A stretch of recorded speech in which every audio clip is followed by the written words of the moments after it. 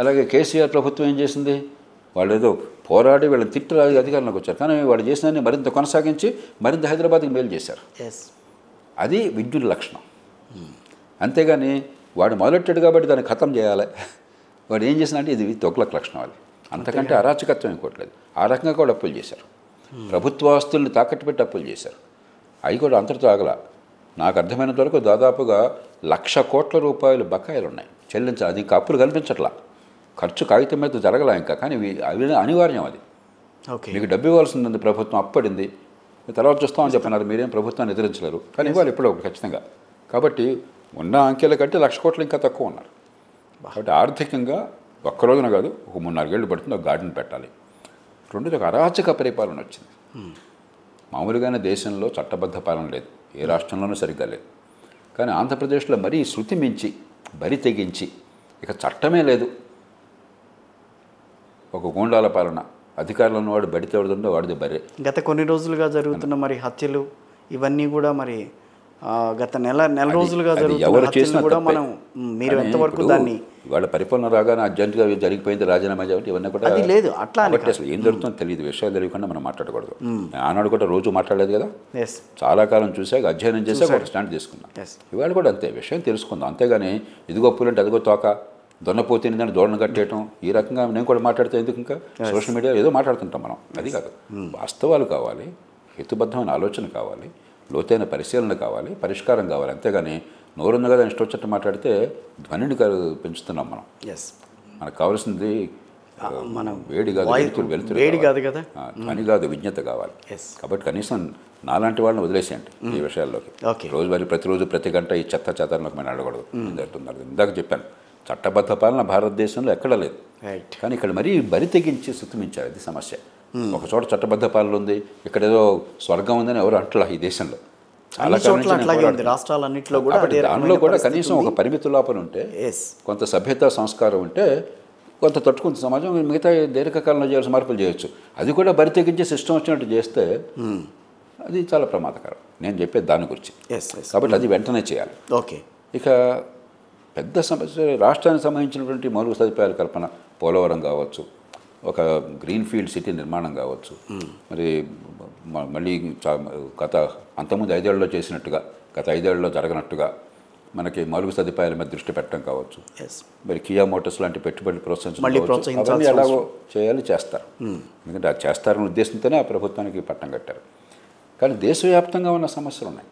ఇవాళ నిరుద్యోగ సమస్య పరిష్కారం ఆషామాషి కాదు భారతదేశంలో, తెలుగునాట కాదు, ఇతర రాష్ట్రాల్లోనూ కాదు. అలాగే మంచి ప్రమాణాల విద్య, మంచి ఆరోగ్యం, చిన్న పట్టణాల అభివృద్ధి ఈ దేశం మొత్తంలో అవసరం, ఆంధ్రప్రదేశ్లో కూడా అవసరం మనకున్న పరిస్థితులు ఉపయోగించడం. కాబట్టి 3 స్థాయిల్లో ఈవేళ ఒక వ్యూహం తీసుకుని ఏర్పాటు చేయాల్సిన అవసరం ఉంది. కానీ మీరు మొన్నటి ఎన్నికల్లో ఎన్డీఏ కూటమికి ఓటేయండి అని చెప్పి మీరు మాట్లాడారు. అంటే అభివృద్ధిని చూసి మీరు ఓటేయండి అని అన్నారా, లేకపోతే ఆ ప్రభుత్వం ఉంటే మళ్ళీ అభివృద్ధి అనేది మీరు ఇంకా కొంచెం చూసే అవకాశం ఉంటుందని ఆలోచనతో ఉన్నారు? గత 10 ఏళ్లుగా ఏం చేశారు, 2 ఇప్పుడు ఏమి వాళ్ళు ప్రతిపాదిస్తున్నారు, 3 వాళ్ళు ప్రతిపాదిస్తున్నది వాళ్ళు చేస్తున్నది కొనసాగితే ఏం జరుగుతుంది. కాబట్టి 2 చాయిస్లు ఉన్నాయి ఇక్కడ, ఒక కూటమి ఇటు, ఒక కూటమి అటు. ఎవరు అద్భుతం కాదు, మనకి దేవతల రాక్షస మధ్య పోరాటం కాదు. అది అవును, చాయిస్ వాళ్ళిద్దరి మధ్య ఉంది, కానీ మీరు నేను చాయిస్ కాదు ఈ దేశంలో ఉన్న పరిస్థితుల్లో, ఈ దేశంలో ఎన్నికల పరిస్థితుల్లో. అవును. కాబట్టి ఖచ్చితంగా నేను కారణం చెప్పకుండా నేను ఇంతవరకు నిర్ణయం తీసుకోలేదు. ఎప్పుడు కూడా మీరు ఒక పార్టీకి ఫర్గా ఎక్కడ మాట్లాడాల మీ. కాబట్టి ఆనాడు స్పష్టంగా నేను చెప్పాను, ఖచ్చితంగా గత 10 ఏళ్లలో మౌలిక సదుపాయాల కల్పన కానీ మన దేశంలో ఆర్థిక క్రమశిక్షణ పాటించిన ప్రభుత్వాలకు చాలా చాలా కష్టం, రాజకీయంగా బోళ్ళు ఒత్తిళ్ళు ఉంటాయి. ఆర్థిక క్రమశిక్షణ కానీ ఎన్నికల ముందు బడ్జెట్లో కూడా తాయిలాలు ప్రకటించాలి. ఎంత ధైర్యం కావాలి, ఎంత దేశం పట్ల మమకారం కావాలి, ఎంత దీర్ఘకాలిక దృక్పథం కావాలి. ఆర్థిక క్రమశిక్షణ కానీ, పెట్టుబడులు పెంచి ప్రోత్సహించాలని చెప్పిన వాతావరణం కానీ, దానికి తగ్గ వ్యూహాలు కానీ, మన ఎగుమతులు పెంచడం దగ్గర నుంచి మ్యానుఫ్యాక్చరింగ్ పెంచడం దాకా రకరకాల అన్ని కొన్ని ఫలిస్తాయి, కొన్ని ఫలించవు, అన్నీ మన చేతుల్లో ఉండవు గ్లోబలైజ్డ్ వరల్డ్లో. కానీ అవి రెండోది వాళ్ళు వచ్చే 5 ఏళ్ళకి ఏం ప్రతిపాదిస్తున్నారు. కాంగ్రెస్ పార్టీ అదే సమయంలో సంక్షేమంతా పరిపాలన లేనట్టుగా లోన్ వేవర్ చేస్తాం, ఒకసారి లోన్ వేవర్ కదా పర్మనెంట్గా లోన్ వేవర్ కోసం కమిషన్ పెడతాం, మనిషికి ₹1,00,000 ఇచ్చేస్తాం, యువకులకి మహిళలకి ఇంత డబ్బులు ఇచ్చేస్తాం, మరొకరికి ఇంత ఇచ్చేస్తాం. ఏంటో అసలు ఖజానాలో ఎంత డబ్బు ఉన్నది, ఎక్కడి నుంచి తెస్తావు, ఆ డబ్బుని ఎలా వినియోగిస్తావు, ఈ దేశంలో అభివృద్ధికి నోచుకున్నటువంటి సామాన్యుల భవిష్యత్తు బాగు చేయడం కోసం ఏం పథకాలు పెడతావు, చాలా చేయాల్సిన క్రిటిక్ చాలా ఉంది. నేను ప్రభుత్వాలు చేయనివి చేయాల్సిన రోజు చెప్తున్నాను. అవును, అలాంటి ఎజెండా చేపట్ల అది ఇస్తా, ఇది ఇస్తా, ఇది ఇస్తా. ఆర్థిక క్రమశిక్షణ నాశనం కానీ, అభివృద్ధి నాశనం కానీ.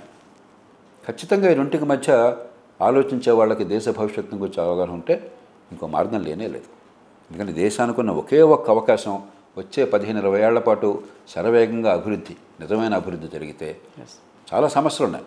మిగతా సమస్యల పరిష్కారం కోసం ప్రయత్నించారు. కానీ ముందు అసలు పైసామే పరమాత్మ. సంపద పెరిగితే దేశంలో, ఉపాధి పెరిగితే యువతకి, ఈ దేశంలో దండిగా చేతి నిండా పని, జేబు నిండా డబ్బులు ఉంటే, అవసరాలు తీరితే, మరుగు సదుపాయాలు బాగుపడితే మిగతా సమస్యలు తేలిక పరిష్కరించుకోవచ్చు. దుర్భర పేదరికాన్ని, దారిద్ర్యాన్ని కొనసాగించడం కంటే పాపం ఇంకోవట్లేదు.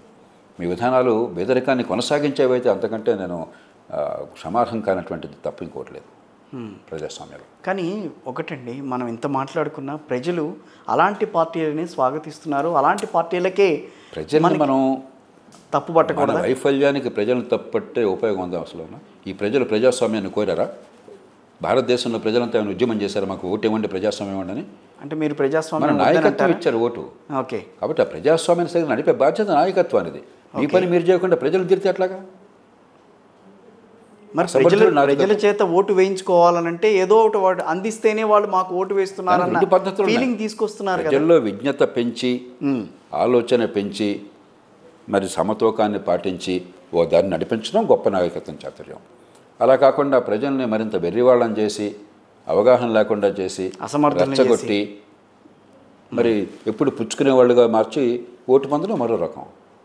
రెండు నాయకత్వాలే, ఒకటి నిజమైన నాయకత్వం, ఇంకొకటి కోహన నాయకత్వం. ఓకే, కాబట్టి బాధ్యత ఆ పార్టీలది, ప్రభుత్వాలు. ప్రపంచం అంతా జరిగింది. ప్రపంచం అంతా ఈ సమస్యలు. మనం మొట్టమొదటి మనుషులం కాదు ప్రపంచంలో. అన్ని దేశాల్లో కూడా మన చిన్నపిల్లాడు కూడా, నాన్న నువ్వు కాస్త టైంకి పడుకోరా అని చెప్పంటే రాత్రి 9 అయినా కూడా మారం చేస్తాడు. ఆడుకుంటాను, టీవీ చూస్తాను సరదాగాని. మనం ఏం చేస్తాం? క్రమశిక్షణ నాన్న పడుకోవాలంటాం. అన్ని చాక్లెట్లు తింటే, చాక్లెట్ అన్నీ తింటే మంచిది కాదు నాన్న, పౌష్టికాహారం కావాలి, కూరలు తినాలి, పళ్ళు తినాలి, మరి భోజనం సరిగ్గా తినాలని చెప్తాం మనం. చివరాడు ఏమంటాడు? నాకు చాక్లెట్టే కావాలని మారం చేస్తాడు. తల్లి బిడ్డను ప్రేమించే తండ్రి ఏం చేస్తాడు? తల్లి ఏం చేస్తుంది? వాళ్ళని కాపాడడం కోసం సమతూకాన్ని పాటిస్తుంది. నాయకత్వం కూడా ఆ బాధ్యత ఉన్నది. అంతేగాని నా పిల్లోడు కాదు కదా, వాడు చస్తే పోయింది నాకేందో అని చెప్పని నువ్వు చాక్లెట్ తిందాను ఇంకే వద్దన్నాడు అనుకోండి, వాడు నాయకుడు అవుతాడా? అప్పుడు అది ఒక తల్లిదండ్రులు పిల్లల్ని పెంచడంలో ఏ బాధ్యత తీసుకుంటారో అదే బాధ్యత నాయకత్వం తీసుకోవాలి. ప్రజల్ని ఒప్పించడం చేత కావాలి, ప్రజల్ని కలపాలి. గొప్ప నాయకత్వానికి అసమర్థ నాయకత్వానికి తేడా అది. ప్రపంచ చరిత్రలో గొప్ప నాయకత్వం అంటే కష్టమైందైనా కూడా ప్రజలతో ఒప్పించేటువంటి చాతుర్యం, ఆ విశ్వసనీయత, ఆ ముందు చూపు, ఆ ప్రజల పట్ల ఆ ప్రేమ, అది ఉన్నవాళ్ళు గొప్ప నాయకులు అవుతారు, సమాజాన్ని మారుస్తారు. అది లేని వాళ్ళు తాత్కాలికంగా పదవులు ఎక్కుతారు, దేశాన్ని ముంచుతారు. ఈ అపార్ట్మెంట్లో పక్కింటి కులం ఏంటి, ఎన్నికైన కులం ఏంటి ఆలోచించకుండా నా అవసరం ఏంటని ఆలోచిస్తున్నాను. అలా ఆలోచించే రీతిని కనుక మీరు రాజ్య వ్యవస్థ నిర్మాణం చేసినట్టయితే క్రమక్రమంగా కులం ప్రభావం తగ్గుతుంది. కులం పోతుందని అట్లా, కులం పోవడానికి సమాజం పూనుకోవాలి పెళ్ళిళ్ళ నుంచి. కానీ రాజ్యంలో, రాజకీయంలో, పరిపాలనలో కులం ప్రభావం తగ్గిపోతుంది. కానీ మన వికృతమైన రాజకీయ విన్యాసంలో కానీ ఆంధ్రప్రదేశ్